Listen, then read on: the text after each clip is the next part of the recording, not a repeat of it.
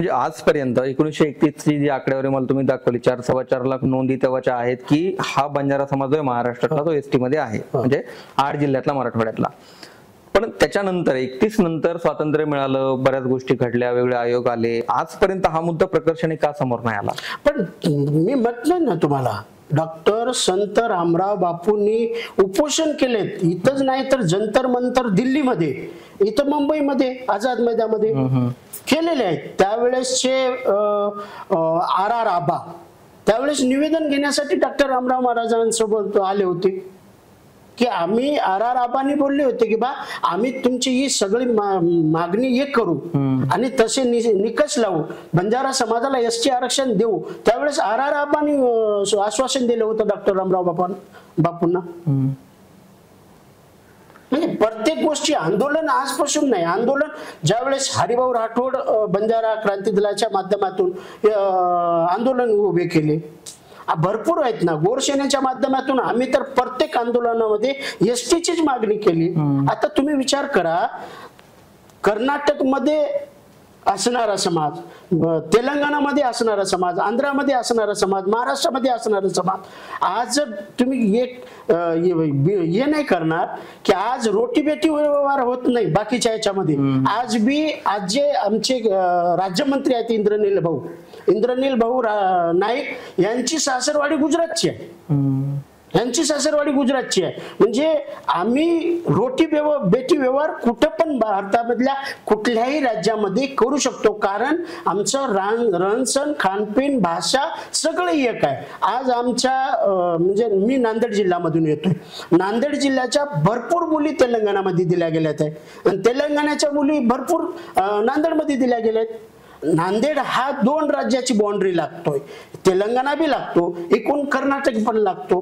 कर्नाटक नांदेड जिल्ह्याची मुली कर्नाटक मध्ये पण आहेत आणि कर्नाटकच्या मुली नांदेड मध्ये पण आहेत. आज बघितलं गेलं तिकडले लोक STत आहेत आणि इकडले लोक VJNT मध्ये, हे कोणतं फरक आहे OBC मध्ये? असं का? तितकंच नाही, तितकं तर ते तर खूप लांबच राहील. माझं सक्का भाऊ, आम्ही 3 भाऊ आहोत, आम्ही 2 भाऊ VJNT मध्ये आहोत आणि एक छोटा ST मध्ये आहे. हा सर्टिफिकेट बघा, माझा सर्टिफिकेट VJNTचा येतो आणि माझ्या छोट्या भावाचं सर्टिफिकेट ST मध्ये येतो. हा माझा VJNT आहे आणि ते ST, हा STचा आहे, ते स्टेट ऑफ तेलंगणाचं आहे. हा असं का? हे एकच नाही, तुम्ही भोकर तालुक्यामध्ये किंवा नांदेड जिल्ह्याच्या भरपूर किनवट, हिमायतनगर जे बाउंड्रीवरती तालुका येतं याच्यामध्ये तुम्हाला भरपूर आढळून येतील की बा एक भाऊ STचा आणि एक भाऊ VJNT मध्ये आहे. ह्या सगळे म्हणजे एक कुठले तरी षडयंत्र आहे. सामाजिक मागासलेपण आज बी आहे, आज बी आमचा समाज ऊसतोडीवर जातो. ऊसतोडी आज जर सामाजिक मागासलेपण किंवा आर्थिक मागासलेपण नसतं तर ऊसतोडी करण्यासाठी या अलग अलग कामासाठी समाज गेला नसता.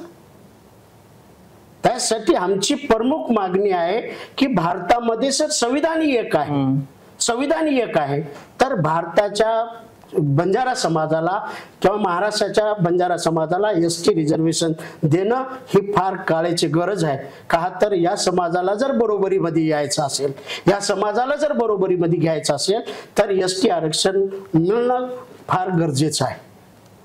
धनगर समाजाची जशी मागणी होती यापूर्वी की आम्हाला STतून आरक्षण द्या, धनगड आणि धनगड त्यांचं पण कर्नाटकात त्यांना आहे, पण ती एक उपजात आहे आणि ती खरंच मागासलेली म्हणून त्यांना तिकडे आरक्षण आहे आणि इथे त्यांची हायकोर्टाने मागणी फेटाळलेली इथल्या धनगर समाजाची.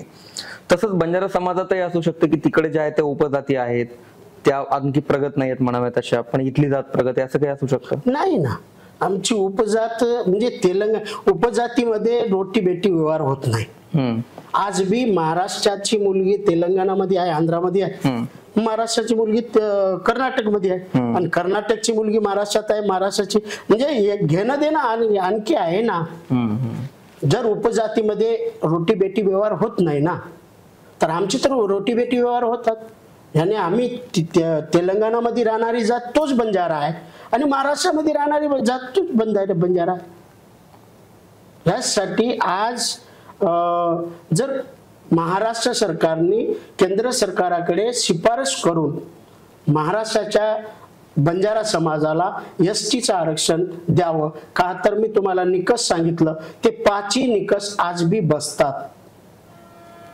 हे सगळं मागण्या आहेत, हे सगळे निकष आहेत, हे सगळं सरकार दरबारी सांगण्यासाठी किंवा तेवढ्या ताकदीने मांडण्यासाठी बंजारा समाजातले जे काही राजकीय नेतृत्व आजपर्यंत होऊन गेले ते कमी पडलेत आतापर्यंत वाटतं.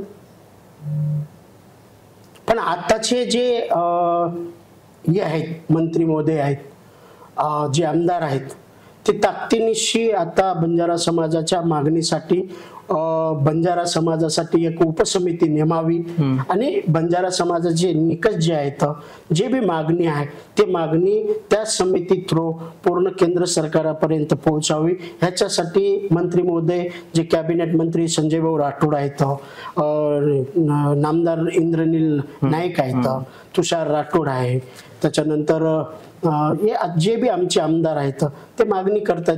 तर तितकंच नाही तर महाराष्ट्रामध्ये आतापर्यंत जवळपास 60 आमदारांनी शिफारस दिलेली आहे की बा ह्या लोकांना, हे लोक ओरिजिनल एसटी आहेत आणि या लोकांना एसटीचं सर्टिफिकेट द्यावं आणि एसटी आरक्षण द्यावं म्हणून आमदारांनी जवळपास 4 का 5 खासदारांनी पण पाठिंबा दर्शवलेला आहे.